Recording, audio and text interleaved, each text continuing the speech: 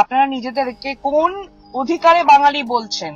আজকে আমরা গণতন্ত্রের লড়াই লড়ছি। বাংলার বিধানসভা নির্বাচন মানেই স্নায়ুর লড়াই, আর এই ভোটের ময়দানে এখন আলোচনার কেন্দ্রে টলিউড অভিনেত্রী রূপাঞ্জনা মিত্র।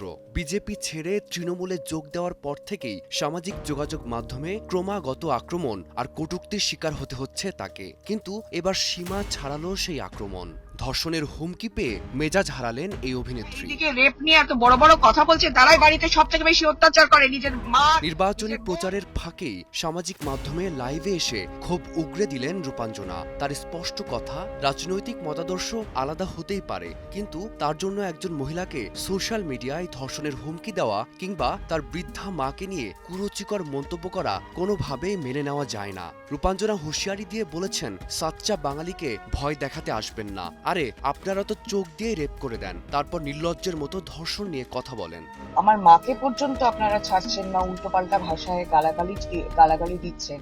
বিজেপি সমর্থকদের সরাসরি চ্যালেঞ্জ ছুড়ে দিয়ে রূপাঞ্জনা বলেন, সাহস থাকলে পর্দার আড়ালে না থেকে সামনে এসে কথা বলুন। বিজেপির গুন্ডা কালচার নিয়েও সরব হন অভিনেত্রী। তিনি মনে করিয়ে দেন, দীর্ঘ 25 বছরের পরিশ্রম আর লড়াইয়ে আজ তিনি নিজের জায়গা তৈরি করেছেন, অথচ আজ কেবল দলবদল করাই তাকে এমন নোংরা আক্রমণের শিকার হতে হচ্ছে। তবে শুধু মৌখিক প্রতিবাদেই থেমে থাকছেন না রূপাঞ্জনা। সাফ জানিয়ে দিয়েছেন, যারা তাকে এবং তার পরিবারকে আক্রমণ করেছেন তাদের বিরুদ্ধে থানায় লিখিত অভিযোগ দায়ের করেছেন তিনি। তার চূড়ান্ত হুঁশিয়ারি, পশ্চিমবঙ্গকে কিছুতেই উত্তরপ্রদেশ বা মণিপুরের মতো হতে দেবেন না তিনি। আমি নিজের যোগ্যতায় নিজের জায়গা করেছি 25 বছর ধরে, মাথার ঘাম পায়ে ফেলে।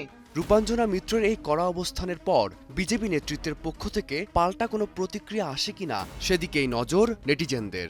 বৃক্ষ তার নাম, ফলেনো পরিচয়। ফারদিন মাঝার, সময় সংবাদ, ঢাকা।